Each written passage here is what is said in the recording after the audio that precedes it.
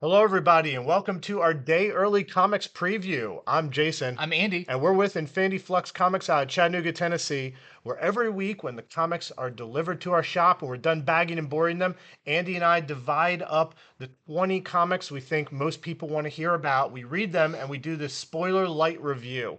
So we're not going to give you a complete play-by-play on everything that happens in these comics. That way, when you read them, you'll really enjoy them. But we will tell you major things that are going to make you decide if you want them or Yeah. not. You know, first appearances, deaths, things like that. However, more than that, with issue number ones, we're going to tell you what they're about, what the art style is like, so that when you go in your store, you know what you want to pick up. So, before we get started, I'd like to point out that you can buy any of these comics off of our website at infinityflux.net. You can also subscribe to comics very easily on our website, and anything you subscribe to, you get a 10% discount and you get our thanks. So, again, all the comics we'll be going over today are on our site right now. All right, so let's launch into it. I know what you're going to start with. Yeah. It's a big week because we have Void Rivals #1. So this is the new image book from Robert Kirkman and Lorenzo De Felici, you may know from Oblivion Oh man, Song. I forgot to look and see if there were any pink signatures because Oh, Oblivion Song they had the special variant yeah. where DeFelici wrote in pink. You never know. We'll have to go through We our will mini have to. copies and look. So, this one, I will give you a little bit of the story before I tell you the spoiler, but the spoiler's out there now because that's really what we got to talk about with that. Yep. But in this, we start off with a crashed spaceman. You can't really tell what he looks like or anything. He's got a helmet on. This is two people right here. He is the one. He's the one on this side, the orange one. And he is crash landed on a planetoid, just kind of looks like a meteor. And as you follow him as he's trying to recover, he's got a little like communicator that talks to him that's just kind of a like robot voice that tells him about his status and everything. But as he's starting to recover, he realizes he's not alone. Someone else has crash landed, and it is someone from a rival um species or family, or we can't quite tell like what the relationship, because we're getting these two big things compressed into these one characters each. So one of them is a people called the Zertonians, and the other ones are the Agorians. And apparently they've had a long very war-filled strife going on. But of course, they've both crash landed. What they have to do, they have to put aside their differences, as hard as that may be, and work together to get off of this thing. So that is how our story is set up. Now, the big thing that we've now learned about Void Rivals and a bunch of stuff to come is they do discover something else on this planetoid. It looks like a crashed it looks kind of like a crashed spaceship or whatever, until they find out that they wake it up and it turns out to be a transformer. So that's the big thing about this that was revealed. This is the beginning of a thing they're calling the Energon universe, and it is going to encompass Transformers and G.I. Joe. Now, what's big about this too is, but these characters that are on here are main characters. Right. So they are going to be equally as important as those other very important properties. And in a letters page at the end, Kirkman talks about he wants to see these two, standing up there with Optimus Prime and Duke and all of them as the big heroes of this universe. So it's a really interesting take of seeing these properties coming to Image, but through the lens of new characters as well, with new kind of backstories to them and everything. You'll have to read it to find out all the details. I'm not going to tell you who the Transformer is that they meet or what they say, but it's a really cool way of starting off with a very small story about these two crashed spaceships and them trying to work together to get out, to set up a huge universe that is to come. So the other thing that's really cool in this is at the end, You do have a letters page by Kirkman who talks about how important this is, how important these properties are to him, and kind of what the future of this Void Rivals and other properties are going to look like. And we get a sneak peek or kind of just the cover of one and the creative teams behind 3 new books that are going to be in this, centered around Transformers and G.I. Joe. You'll have to read it. I don't want to give it away because I really loved seeing that and being like, this is going to be big with some of the names that are attached to this. So I'll save some of that fun stuff for you. But needless to say, this is the big book of the week, of the month, and possibly the year. I can't wait to see, issue 2 of this. Like, what else are we going to be running into? It says you'll be running into some familiar faces in the places you least expect. So I feel like there's still way more twists and turns to come to Void Rivals, but for issue number 1, I thought it was great. The great Kirkman dialogue, and I definitely think this is going to be one to watch out I for. wonder what other Skybound properties are going to cross over because I mean, in space, that would be perfect crossover with a number of things from Invincible. I'm Yeah, just saying. there's a lot of room here for more. That's what I'm saying. They're calling it the Energon universe. We know about the properties that are going to be in it, but the Hasbro universe is big and the Skybound universe is big. I just feel like there's a lot more interesting stuff to come in this. So, of course, we've got some variants for this one. This is the Ethan Young variant. You kind of get an idea of one of the things that goes down in this with our I, two I characters. see the rivals. I Yes, see the rivalry. and they're stuck in a void. That's where it gets its name. We have blank sketch cover where you now have a lot of different characters you can get drawn on that, and it Lots of means void on that one. yes, someone drew a great void. We also have some incentives. So we have the 1 in 10 Scalera variant. They were selling for $10. We've got the 1 in 50. I love this one. This is the Jim Chung variant. Very heroic looking. We are selling that one for $50. And we have a 1 in 25. This is the Darbo variant. We're selling for $25. There's also a 1 in 100 that someone has already pre-ordered from us, so I didn't want to just show it off and flash it and say, look what you can't get. And that's the spoiler one, That's the right? spoiler one that basically has a scene from the book in it that would give it away, but you can go online and see that one now. Okay, so my first book I'm going over, it is Marvel Voices Pride for 2023. So you know the drill with these books. It is a lot of different stories. This one is no different. It has 8 stories. It's $9.99, but it's like graphic novel size. I mean, this thing Yeah. is square bound, all that. But I will say this has more first appearances in it than usual, and some that seem a bit more noteworthy because they have like their own story. So the first appearance I'll talk about is Muzzle. It's a new symbiote character, and it goes up against a Spider-Man because you know so many of them out there in the Yeah. multiverse. But this new symbiote, it has like really gross powers where it like can bite you, and then it uses your blood to make its webs red. It licks a wound that it created and heals it. So very weird, interesting character that I doubt we've seen the complete end of. Hmm. I'm definitely not saying, oh yeah, they're gonna have a mini series next Yeah. month, but seems like they're probably gonna do more with that character. The next first appearance in this one that was noteworthy is a character named Nightshade. So Nightshade was a previous Marvel character.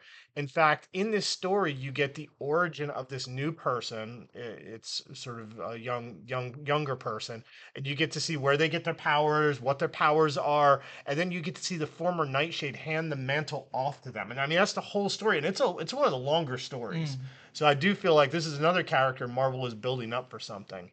And then the last first appearance, which I think is the probably the least noteworthy, it's another Sorcerer Supreme from what was it? It was like ancient Morocco. That's right. And this character's name is Tafrara. So Tafrara, the Sorcerer Supreme of ancient Morocco, is in this. Other stories include characters like Gwenpool has a story, Webweaver, Wiccan and Hulkling have a story. Uh, Black Cat has a story where she's hanging out with Gambit doing thieving. There's this fashion show story with America Chavez, Viv Vision, and North Star and Shatterstar, where they all get new awesome outfits. A little bit like Hellfire Gala Oh style, yeah. just not quite as elegant. More, just Negasonic Teenage Warheads in that one too. And then there's a gimmick story. If you remember from those Mhm. younger X-Men characters, Gimmick Yeah. is back in a story as well. So I could go on and on. There's so much they pack in these, but that's sort of the main stuff I think people want to know. I also want to mention before I show the variants that DC also has a Pride Throughout the Years issue. So DC already had their Pride Mm. anthology come out earlier a few weeks ago. And so, what is this? This is reprinting three DC comics from the past that they feel represents the Pride Month well. And then it also, I don't know if you can see in the bottom, it has a news story with Alan Scott. So I want to talk about the news story with Alan Scott.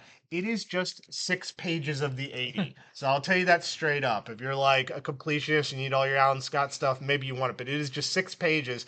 And it's leading into a 6 issue new Alan Scott miniseries that's coming up called Alan Scott Green Lantern, which is set back in like 1936 before he has his Green Lantern powers. He's in the army. He's after this like thing called what is it? The Crimson. What was it? The Crimson Flame. That is what he's after. Okay. Yeah. So, and those 6 pages, I don't know if they're going to be original to this or if it was just 6 pages from this upcoming story. Mm. Felt like to me it was from the upcoming story. I just want everyone to know what this is. But there are some good reprints in this. So it reprints Flash number 53, where Pied Piper basically comes out to Flash. It reprints Detective Comics 854, which is the beginning of Batwoman's Yeah, like that's a great one. solo stories. And it reprints Supergirl 19, in which Supergirl is befriended by a non binary teenager. So that is what to expect in that. Getting back to Marvel Voices Pride, though, here are the variants. This is the Jimenez variant. Then we have the Russell variant. And lastly, we have this Alduza variant. A lot of story in 2 books. Yeah, yeah, for sure. A lot of My pages. other reviews will go quicker, but when they have that many stories, So next up, I've got the beginning of a new Spider-Man India miniseries. This is Spider-Man India #1. So this is not his first miniseries. Actually, his first one was back in 2005. But he's become more and more popular as he's appeared in Spider-Verse. He's been in the movies, specifically the recent Spider-Verse movie where he yep. played a pretty significant Oh part in yeah, for that. sure. Some style changes, but same character. So in this one, we it's by Nikesh Shukla and Abhishek Malsuni, and it is what I thought was really cool. It's set in the 616 because after Into the Spider-Verse during Spider-Man, all the Spider-Men have been kind of marooned on Earth 616, and Spider-Man India is kind of trying to figure out what's my place here. There's already Miles, there's Peter, there's so many spider people that he really doesn't have a place. But he ends up going out to eat with Peter and Miles to kind of discuss, like, hey, what do you need me to be doing here? Which is really fun. They kind of compare their worlds, the food in their worlds, and everything. But we get a flashback back to when Spider-Man India was in his universe, and he's just like Peter, Pavitra, and he is going to college, and one of his friends invites him to go to a lecture by a professor who is studying the lizard brain. And you can imagine in a Spider-Man universe where this leads to. We do get our first either cameo or first appearance of the Spider-Man India universe version of the Lizard, which is very cool to see. The other notable thing in this is Peter and Spider-Man India and Miles go up against Mysterio, but Mysterio has a very like Indian kind of mythological look to him with like multiple heads and multiple arms and everything. And so Spider-Man India has some fun comments about that, but it's a very cool visual. So this is really fun if you like your Spider-Verse, you like all your different universes versions, and you want to read a new one that not his first appearance, but it's nice to see him getting the spotlight again. This is the number one. We've got some variants for this one as well. So this is called the India animation variant, which is very interesting, but I love his web with a very like flower design to it. We have the Riley window shades variant, which is another really cool, they're kind of branching with their window shades now. We've got the Ron Lim. We've got the Kumar variant. And lastly, we have a 1 in 25 Asrar variant that we're selling for $40. I want to take some of those window shade variants they're doing now and go to Home Depot and be like, okay, where's this one? Where's this one? Come on, you guys got to up your game here. I need this one that has a spider in it. Okay, so I read Dead by Daylight #1. This is a 4-issue prequel series to the hit survival game. And this comes back because each one of these has a code that gets you a charm in the game. So whether you're interested in, what could be the story behind this game, or you just want the code, I think a lot of people are going to hear about this. This is one of these things people hear about it, and then 2 weeks later, Yeah. we're like, oh man, we didn't order enough of this. So Yep. hopefully we did right this time. So the story, what it's about is it follows this kid who is an orphan. He gets a new guardian, but he's like older teen in years. He looks like 16, 17 years old. So he's in a new town. His guardian, though he takes him in, is real upfront about how cold he is to him and, just keep to yourself and don't mess with my stuff. So he doesn't really have a family, doesn't have a lot of love in his life. He meets some friends at school, invite him to a party. And at the party, he's like, hey, let's take all this booze and go have our own party where they decide, let's have a memorable night and do some real messed up things. I knew a few kids like this at school. Anyhow, It's a little too close to home. they deface the school. You'll have to read to see how. They steal a cop car. I mean, Wow. it's a wild night. And I have to say, something really messed up seems to be brewing in these four kids. And it looks like it's all culminating in the fact they had to hide their faces while they were running from the cops, and all they had were these paper plates with paint on them. Seems like it's maybe turning into masks. So Mm. what's happening? Are they going to be the victims or are they going to be the killers? Hard to tell. You'll have to read for yourself. But besides all that, you get the code. I know a lot of you just want the code. There's a lot of variants on this too. So I think we're putting a lot of effort into this. It's not just, oh, here's your code. It's like, no, we actually want to put some work into this. Good story, good covers. It's hard to say. I'll have to see issue #2. The covers are good. The interior art, it's very sort of scratchy Mhm. interior art. I think the covers are much better. Don't open it expecting that. But at the same time, it wasn't like I couldn't tell what was happening. Yeah. I like comic art I can follow. Sometimes I'm like, I have to go back and relook. Yeah. This is art I could follow, but I'm not going to tell you it's like award winning or anything. But it was effective for what it was. So here are the covers. We've got, this is the Lee variant with the four teens who have their night Four of debauchery. hooligans. Yeah. Here is the this is the game cover. So just reprint of the cover of the game. Here we have the Simkova cover. We have the Coella connecting variant. So this one, they're going to do one more for each of them, each of the characters, 4-issue series, 4 of these. So if you're interested in getting all of them, I would definitely ask your store. This is the sort of thing stores don't order a ton of extras. Then here is the Sheehan color cover. And lastly, we have a blank sketch cover. They're all pretty creepy. All contain people I do not want to run into at night.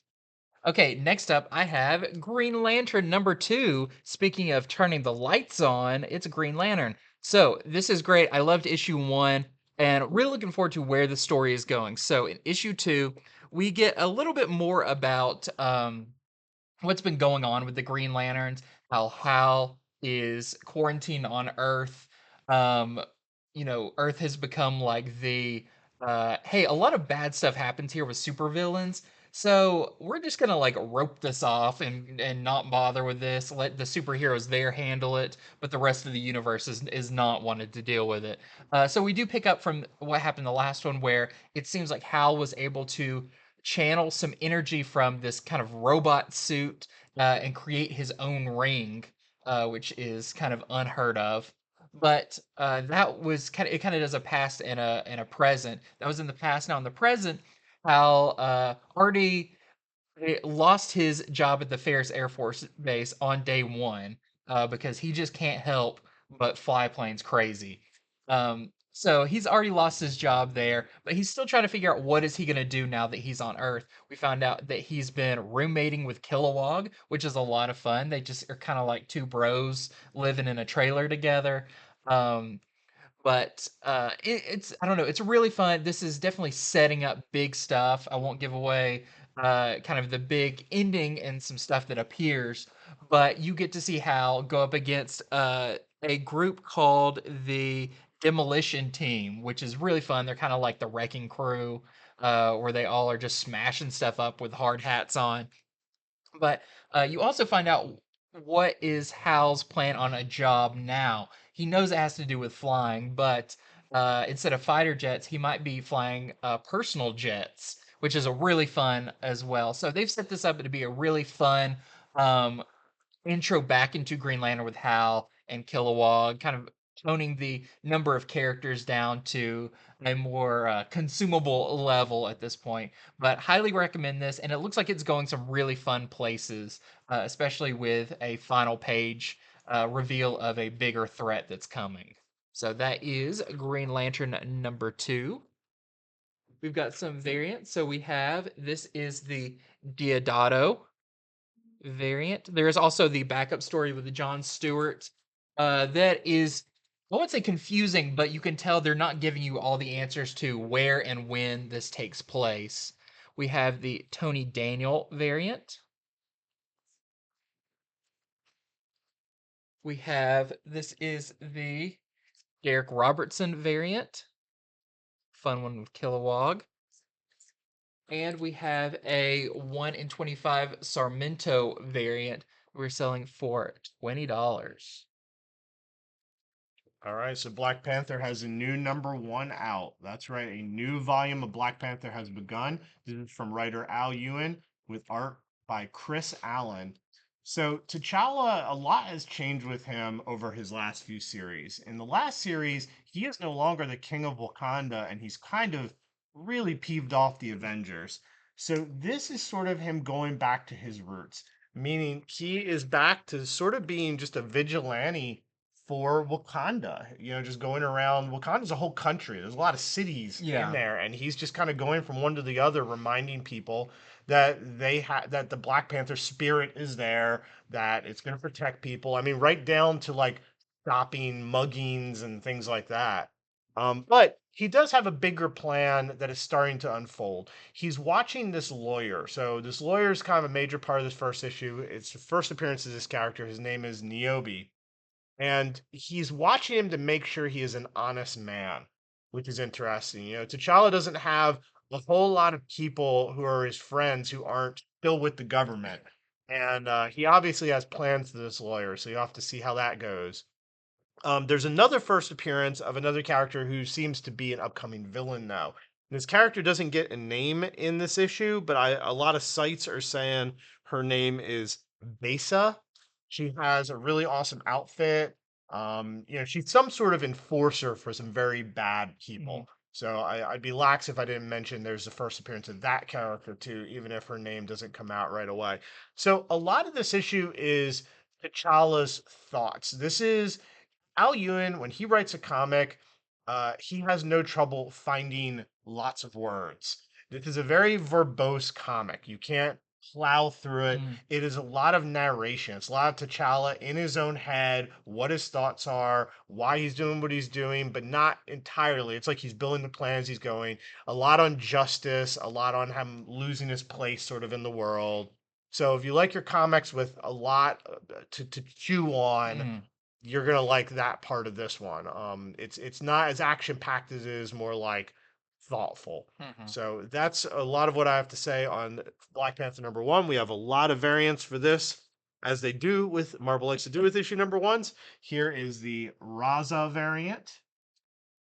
Then we have the Scotty Young variant. We have the Garson variant. We have the Casagrande variant with Shuri, who does not appear in this. We have the Allen variant. I like that one a lot. His old suit.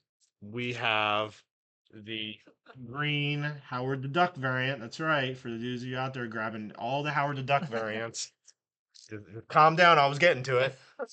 And then we have the 1 in 10 Chris Allen design sketch variant. Is that his new suit in this? Yeah, his more vigilante Yeah. look, to the streets look. We're selling currently for $10.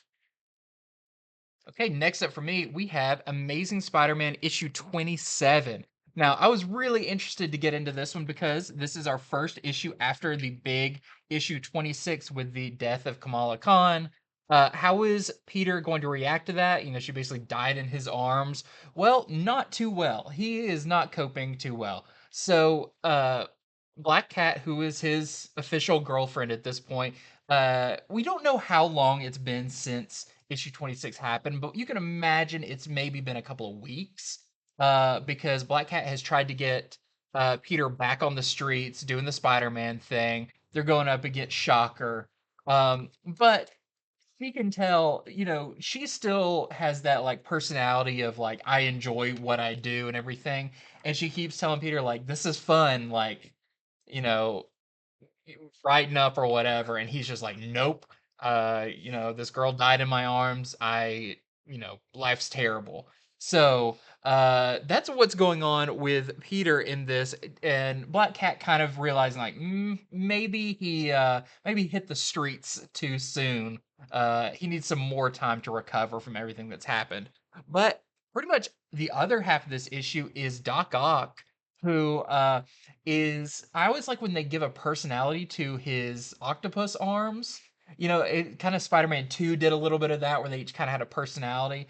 Well, Doc Ock is just trash talking his arms, being like, I invented you, but now you're so obsolete. I thought I needed you. Because now he has invented some new arms that are way super powered and they even crush his old arms.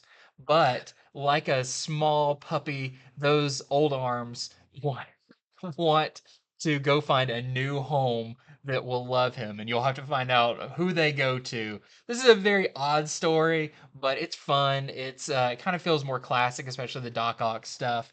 And the art is done by Ed McGuinness, which is great.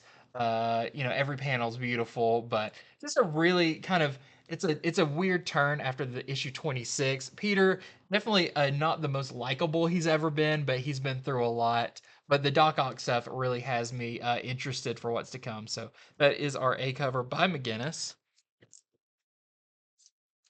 We also have the Wernick variant. And we have this Disney 100. No, it's not an Iron Man book. They're putting all these on Spider-Man with this homage cover here for Disney's 100th anniversary. Okay, so I read new indie book, Haunt You to the End. This is from Image and Top Cow. So this is by writer Ryan Cady with art by Andrea Muddy. And the artist did the cover here, and I think this cover very well represents the interior art. Mm. The interior art is kind of that scratchy, almost a little watercolory. It's a lot of black and whites with just little splashes of color here and there. So this is, I think this is a book where you got to talk about the setting first, because this is set in a post-apocalyptic world, not completely apocalyptic though, just, they've had problems. There's Yeah. been a lot of environmental issues. This is the beginning of the 22nd century, and there's a billionaire. Yes, billionaires are still around, and he hires a investigative news reporter and a crew of people. So not necessarily a news crew, but like, mercenary type people to go with him to one of the haunted places still left on the planet because he wants to prove the afterlife exists. Now, why does he want to do this? He won't reveal himself. I mean, he's a billionaire. He can just do it because, he can just be a crackpot. He's rich. He's had yes men around all his life. I don't know if that's the reason. I'm sure he has a good reason. Doesn't come out this issue. So what this issue is, it's a lot of setup. It's a lot of who are these characters? What are their personalities like? Because it isn't just the billionaire and the investigative reporter. You do get to meet all the different, mercenary type people, and you learn, oh, you're the doctor character, you're the fighter character, you're the pilot, and who they are, not just a name, but interactions. And what I will say is, I'm reading this and I'm like, are we gonna learn if afterlife is real, if ghosts are real? How haunted is the Yeah. story? Well, I'll go ahead and tell you, it seems pretty haunted because I mean, before they even get to this island, so they're going to this island. It's off the coast of Fiji, or I'm sorry, it's off the coast of Baja. Mm. And before they get there, I mean, some ghostly things happen on the plane, and they almost die. So it looks to Okay. me like this is going to be pretty haunted. We Yeah. haven't even reached the place yet. But I will say, the plot only gets so much time to get going because you got to have so many characters to get interested and involved in an issue number one. But that is what is going on in issue number one of Haunt You to the End. There is just one variant for it. This is the Sozo variant, which also kind of tells me that yeah, there's ghosts in this. Nope, that's just a normal person. Not creepy at all. I did want to mention back with when I was talking about Spider-Man 27, we also did get Spider-Man number 8 second printing coming out. So if you're collecting all of the Spider-Boy appearances and all the multiple printings of them, you'll want to grab this one, which has a really nice variant cover to it. We got a lot of pre-orders for that. So Yes. yep. Yep. A lot of people still on the Spider-Boy wagon. It's just begun. Yeah, it's just begun. We still don't even know what he looks like with his mask off. So, but getting into my next book, we have Battle Chasers issue number 10. So, this is going to take a lot of explaining if you've never heard of Battle Chasers. So, you did not miss the previous 9 issues on any of our shows. We'd have to have been doing our shows for a very long time to have covered it. But Battle Chasers is a book by Joe Madureira, who you may know from things like uh, Darksiders, Yeah. the video game. He did all the design work for that. Was a big behind a lot of that kind of stuff. But way back in 2000 or 1998, he created Battle Chasers. That's right. So issue 1 through 9 came out between 1998 and 2001. So it has taken that many years to get our issue number 10. Now, this is funny because this does not miss a beat. This does have a recap page that gives you the characters and kind of a one-page thing on what you've missed. But I mean, it's been what 20 something years. Yep. So hopefully you were able to get like the graphic novel that collects the first 9 because this is for good and for bad throws you right into the middle of it. So if you like that, if you're like, oh, I remember the old one. I don't want to have like a new reboot since that other series didn't properly end. It continues, but if you like a story we're just thrown in the middle of it, this is also great for that. But it does not miss a beat. It continues right from where that left off. But it does have a new artist on it.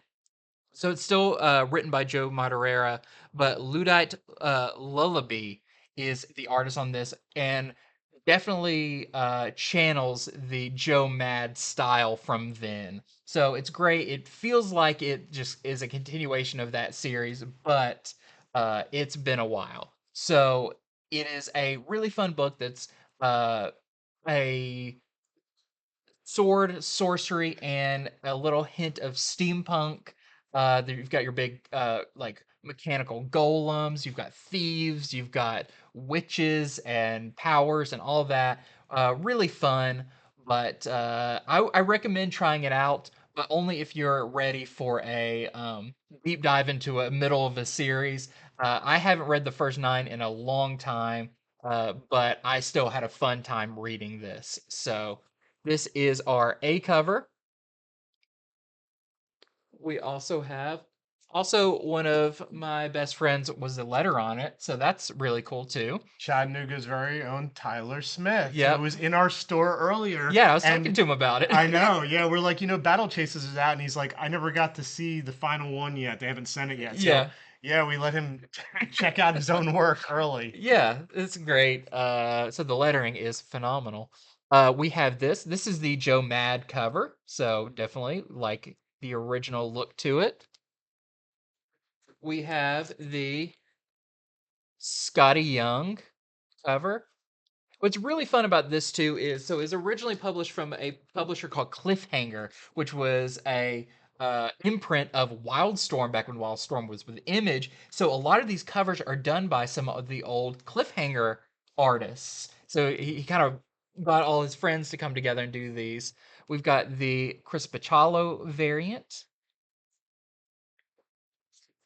We've got a J. Scott Campbell, who is another big Cliffhanger artist with Danger Girl around the same time.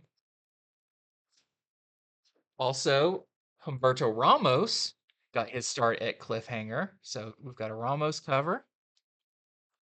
And we got a new, I mean, not new artist, but comparatively to all those, we have a Mirka and Dolfo cover. So very cool. If you like Battle Chasers or you're looking for something new, it looks like this is going to continue from here. So So jump in. when Tyler was in here talking about lettering it, he was like, "Yeah, they told me before I got to see the script, they were like, yeah, there's not tons of dialogue. There's more what is it like sound Sound effects." effects and stuff. Yeah, and they were acting like, "Oh, that'll be easier for you. You don't have all these words. You just have to do sound effects." And Tyler was like, "No, that's way harder. Sound effects, every letter you got to make look Yeah. certain ways and angle them and color them. Like doing a word balloon, he was like, it's so much easier actually doing dialogue than sound effects." Yeah, sound effects, you got to think of the color of them so it doesn't clash with it. You got to think of what the shape is because the shape kind of denotes what kind of sound it Yeah, is. correct. It's way harder. So props to him for being able to do all I that. love hearing those little industry Yeah. things. Okay, so the next book I'm going to go over, it is Extreme Venomverse #3. So you know how it is with these books. Each one has 2 to 3 stories told throughout the Venom multiverse about often new characters. This one has 2 new Venoms in it. What's cool is I like they're not just doing first appearances, but a lot of these characters are getting recruited at the end of the story to be in the upcoming end of the Venomverse series they're going to do. So you'll immediately see some of them again. So the first story is about a new character named Black Fang, who is in a prehistoric Venom verse where Kree have landed on Earth and are trying to like take the resources, and they come upon this prehistoric. I think her name's Dylan, spelled D-I. Dylan. I don't know how you pronounce it, but anyway, this Black Fang character just destroys the Kree in a very bloody story. It's by Jed McKay also, so you know the story is solid. It's a Yeah. good story. And by the end of it, that one is recruited to join the Venomverse forces. The second new first appearance is Madam Brock, who later in the story becomes Madam Venom. It's set in a Wild West world where a gunslinger Peter Parker in a sort of a half spider mask shows up out of the desert and saves somebody's life, but he is, almost dying of thirst. You get his backstory, and him and this Madam Venom actually befriend each other to have to take on a bad posse of hombres. And that's when Madam Venom reveals that or Madam Brock reveals she's also Madam Venom. And then the third story, it's a Venom Space Knight story. We haven't had Venom Space Knight in Yeah. anything in a long time, where he goes up against this really evil organization who is harvesting these alien children whose hearts are seen as a delicacy. Oh gosh. And It's by dark. the end, Venom Space Knight is recruited. So anyhow, that's what's going on in those stories. It was a very enjoyable issue. Here we have the variants. I Here's like this the one. Lashley variant. So that's where she turns into Madam Venom. And yeah, that's a great cover. Here is and Madam Venom wasn't recruited, but I will say I in the other things that have done this, the other Spider-Verse Yeah, stories and Venomverse stories, sometimes those characters are in it too. You just don't get to see the yeah. recruitment part. Here is the yeah, Segment. this Yep. is yeah, definitely Stegman. And then we have a Peach Momoko variant. Okay, next up, I've got a new book. This is Queen of Swords, #1. This is a kind of a spin-off or companion book or whatever you want to call it to Barbaric. So if you're familiar with Barbaric, you know about the talking axe and the kind of bloody hijinks that they get into in that. This is like that. There is a new talking weapon. It's that sword you see here, and three women who are going on the same kind of adventure. So it's another one with the same kind of feel. This is an oversized issue. It's by the Barbaric creative teams of Michael Morrissey and Warren Howe. And in this, we meet Dead Heart, who is your kind of barbarian at the top there. She's got the talking sword. We've got an assassin named Ka. She's the second one there, and we have Sarah, who is a witch that you see on the bottom. I believe she's appeared in Barbaric pretty recently. But in this, it's really fun. It's very much in the spirit of a Conan or something like that. They're just kind of out for themselves, but they get swept into a bigger conflict. They go up against. They're trying to steal some treasure from an old pirate ship that's in a cave. And of course, it's has ghost pirates and a ghost pirate captain on it. They're going to try to raid a castle, but it turns out a lot of it's an illusion, and it's actually like a very kind of demonic castle. Just a lot of fun. There's pretty mature violence in it. There's a little bit of nudity in it. There's language and everything, but it's all done in a really kind of fun spirit of just like uh raw adventure. So if you've read Barbaric, you know about that, but still recommended, really fun, and I'm looking forward to seeing where this goes because they've introduced some very compelling characters that actually have pretty deep backstories that we slowly are getting each of them. That's why I'm really glad this was an oversized issue because it felt like it had time to do some fun adventuring and some fun character building as well. So Queen of Swords #1, and we just have the one cover here. There was also some polybagged variants that I believe all went to subscribers. Okay, so I read Spirit World #2. So this is a 6-issue miniseries. First series for the relatively new DC character Xanth, who is a magician that walks between the spirit world and the regular world. In the first issue, we learn that Cassandra Cain Batgirl has gotten stuck in the spirit realm and she's being hunted by all the spirits there. So Xanth goes to Constantine for help because they need to find a portal to get back to the spirit world. Well, before they could do that, Xanth's earthly family finds her, and she has not been with these people in a long time. So in this, we get to meet her family and see a little of why Xanth left them. It turns out her mother is also a magic user, and we get to see not exactly a battle between them, but it's something close to that. Meanwhile, we get to see that Cassandra Cain is trying to just hold her own in the spirit world. Will Constantine and Xanth be able to find a way there to help her in time? You will have to read to find out. And here we have the variants. This is the Fong variant. And here is the Twin variant. I would also like to say that the art in Spirit World, which is done by Haining, is really good art. I Mhm. really like the art in Spirit World quite a bit. And it's written by Alyssa Wong. Yes. Okay, next up, I've got first Star Wars book of the week. It's Darth Vader, issue number 35. So you can see on the cover, Dr. Aphra appears in this. Actually, it's really interesting that Dr. Aphra is appearing in this and the main Star Wars book. and of course her own books. He, So he gets she around. gets Her around. and Vader are best buds. They've been friends from day one. Yeah, best friends. But it's really cool because it's like, this is a completely created from comics character that still is a pivotal part of this universe. It's, sooner rather than later we're going to see her live action.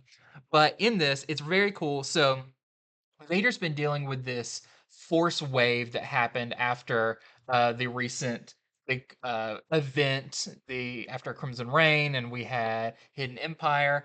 This wave has of force power has went across the galaxy, and Vader will have like bursts of uncontrollable power. Now that's great, I mean, he can deal with it, but it's really destructive, and he wants to find a way to dampen it because it's he kind of half blew up his own ship and stuff.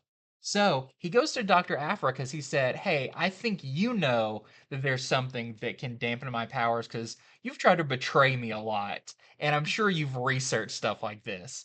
Uh, she's, very hesitant. She tries running from Vader, all of this, but it's not going to work. So she decides to help him. And that is where we find out that there is a shield that is used uh, to basically not dampen the power, but redirect it. So I know in an upcoming cover you have Vader with a really cool shield. So they are going to go on the hunt for that. Meanwhile, Palpatine is basically like uh, tell someone like, "Hey, you're in charge of going to find Vader and Sabe, who kind of fell off the map. And I don't care if you kill them or bring them back, doesn't matter, but mostly kill them." So you can tell they're going to be going up against a lot in that too. So really fun issue, and I'm really excited to see a lot of this. How Vader's going to focus this super force power going forward. So this is our A cover for that, and it's just great. Afra and Vader's relationship is great because it's so on again, off again. Do they trust each other? Do they not? We also have this uh Hoi Fam variant as well. And once somebody legitimately tries to kill you, how do you Yeah, ever get back to being able to trust one another? and we also have this Pride variant as well. Okay, so I read Moon Knight issue number 24, another great issue of Moon Knight. I don't even feel like I need to tell people about this. Everybody's already kind of reading this who wants to, but I'm still going to do it. So this is leading up to issue 25. Issue 25 is going to be a big issue. This issue, it's almost a little bit standalone. It hooks into what's been going on, which is that Moon Knight and his friends have been getting attacked the last bunch of issues just from people who will not reveal who the boss is who's been sending them. And the latest person who attacked them is a character named Morpheus, who can make everybody kind of have dreamlike realities. And in this issue, he uses these dreamlike realities against Moon Knight and his fellows. He kind of tries to give them what they want, like it's almost like distracting, like I'm gonna give you a perfect family, Mark Spector, and all this. And that can be even more hurtful than putting you into a bad place. It's like when you have a really good dream and then you wake up and you're like, "Oh, I didn't win $1 million." So there's a lot of that. This issue is very dreamlike because it goes from different settings and situations. Because as soon as they realize Morpheus has him in another, but you'll have to read as to why he is doing this, why these nice situations. It's a lot more complex than you'd expect by the end. You will know why. All the Morpheus stuff kind of gets resolved. Now, who is the main villain behind it all? You won't see them, but you will get a name by the end of this. And it is a past Moon Knight villain who I think is going to be very prevalent in issue number 25 coming up. Mhm. So here we have the variant. This is the Bagley variant. Yeah, I just got caught up on Moon Knight just this last week, and it's like, oh great, now I can Get ready get ready for issue 25 because I really want to read the new miniseries and everything. It looks great. It's a good time to be caught up. Yes. Okay, next up, I didn't even take notes for this. This is Giant Kokju number 3, because if you've read the first two, you know what you're getting into. This is the final issue. It's only a 3-issue miniseries.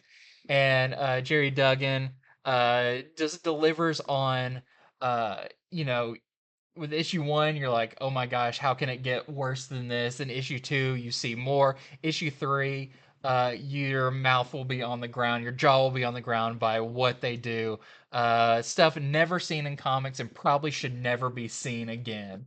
But what is really interesting about this, there is a reveal that there might be more monsters, and that there may be more story to come, because the writer and artist are actually in it talking, and they're talking about what their next book's gonna be. So just a really fun kind of meta stuff going on here, but the same just crude and rude stuff going on in this one, but still very fun. So that is our A cover. And we also have this Koblish variant as well, with it stepping on a comic book store. All right, so Captain Marvel is at its final issue, issue number 50. Kelly Thompson has written this book from the beginning. It started in January 2019 and is finally ending at issue number 50, which is very, very noteworthy. No, there's no major first appearance, major death, none of that. This is definitely something where the writer is paying homage to all the different story arcs. Last issue, the Brood Queen was defeated, but the binary force was killed. And in this issue, Carol is grieving that. And in her grief, she goes, visits many places, runs into a lot of different people from story arcs throughout this 50 issue run. And through this sort of like double issue ending, she gets to process her grief and it gets her ready for what is coming up. So just had to mention the 50th final issue of this series. Here we have the variants. This is the Amanda Connor, Jimmy Palmiotti variant. That's fun. Then we have the Casagrande variant. And lastly, we have the Garen variant. Next up, I've got Santa Starros issue 5 of 5. So this wraps up this Star Wars miniseries. Been really fun. I'll say in this one, there is a famous Star Wars pirate that makes an appearance that I think a lot of fan favorites, people who that's their fan favorite character, it appears in this. And it wraps up the story in a really nice way, and kind of has one of those endings that's like could be continued in a second miniseries, could be not. Mostly a villain waving their fist, saying like "I'll get you next time." But I really hope that they do get more um, after this one, because Sana is such a great character, and I'll be excited for her too after this to kind of be reworked back into the main series. So this is our A cover for that, and we have this. I believe this is this is the Betsy Cola variant for Pride Month. I read Carnage issue number 14. This is part 5 of 7 of Carnage Reigns. It just seems like Carnage is everywhere right now. Last issue you had it where it was Miles and he's teamed up with Normie Osborn, who has discovered he has the power. His because he's still kind of learning his powers, but his symbiote suit can absorb other symbiotes. And so this issue, they go up against Carnage's small army of people who've been taken over by the Carnage power, and Normie's trying to like pull their symbiote off them. But there's so many of them; it's a very, very difficult task. Meanwhile, Carnage keeps growing in power. In particular, he's been getting where he could start controlling electronics, and in particular, Stark Industries stuff, and that there is more of that. Like he really kind of takes over quite a bit, and he is definitely increasing his army in a whole new way in this issue. Man, Stark Industries, part of it's being pulled away, fighting the X-Men, part of it Carnage is going after. The place is getting popular. Yes, yes, for sure. And here we have the Stegman variant. And lastly, for me, I've got Superman Lost. This is issue number 4 of this 10 issue maxi series. and it continues to be really fun as all the issues have done. Part of it we see Superman Clark after his 20-year absence that only felt like a couple of hours. He is trying to get back into the flow of being Clark, but it's very hard for him as he's still forgetting to breathe sometimes because he's used to being in space. Just all of the kind of uh, very personal stuff that's going on with Clark. It's a very like human story for him. But we also get the other side of the story of the 20 years he was gone, and he's been on this planet where they've kind of reconstructed like a little farmhouse, like kind of Smallville like. But one of the inhabitants of this planet comes to him and says, "We're being attacked." Superman goes to fight, but what he finds there is a new Green Lantern. So I've seen a lot of Green Lanterns. I've never seen this one before, so I'll be very interested to see who this is and uh, can they help Superman get back home? We'll have to see. But great issue of that, and we have this Lee Weeks cover as well. All right, I have two more to go over very quickly. First off, Doctor Strange #4 with this great Alex Ross cover. So this is less a Doctor Strange issue and it's more about these characters. So this is the new Wand group. It consists of Wong, Pandora Peters, and the weird and mysterious Dr. Z. None of these are new characters, but them being Wand is pretty new. They formed back during the death of Doctor Strange to fill in the void. Well, they've decided to stay together and they've been investigating. You follow them the whole issue, you get to see them as a team. They're very effective. They're a very effective team. And you learn that there is someone killing evil magicians and evil magical creatures. Hmm. Now, is that so bad? They kind of have to debate that. The worst part is when they start thinking, who might this be? And they suspect somebody very close to Doctor Strange. Hmm. So another great issue of Doctor Strange. Here is the 2 variant. And lastly, I just want to talk about this. This is another reprint of Something is Killing the Children #1, but this is called the Pen and Ink reprint. This is really neat. I was thumbing through this because every page you just get to see the inks of it, the pencils and inks of it. And you got the artist Deladera on every page at the bottom. He is explaining his process, what he was thinking, what different parts of the art is supposed to represent, little stories, little secrets to That's it. really cool. Yeah, and it has it has an intro by James Tynion as well. So just another really cool reprint of Something is Killing the Children #1. All right, that is our show this week. So we went over, I think we went over 22 comics and we showed their variants. We told you what they were about. So I hope we've done our job in that when you go in your comic store, you know better what you want to pick up. I would like to remind you again, please go over to infinityflux.net where you can purchase any of the comics that we just showed, or you could do what so many people have been doing. You could sign up for a subscription. We really appreciate all of you that have done that. That helps fund our shop, helps us fund the show. We really very much appreciate it, and we think our site is quite awesome. Yeah, Actually, we're yeah, really very happy easy to with our use. site. So, anyhow, thank you very much, and we'll be back on Wednesday with our top 10 comics to order in a flash show, and then on Friday with comics from the future. If you're watching on YouTube, hit the subscribe button, and we will see you next time.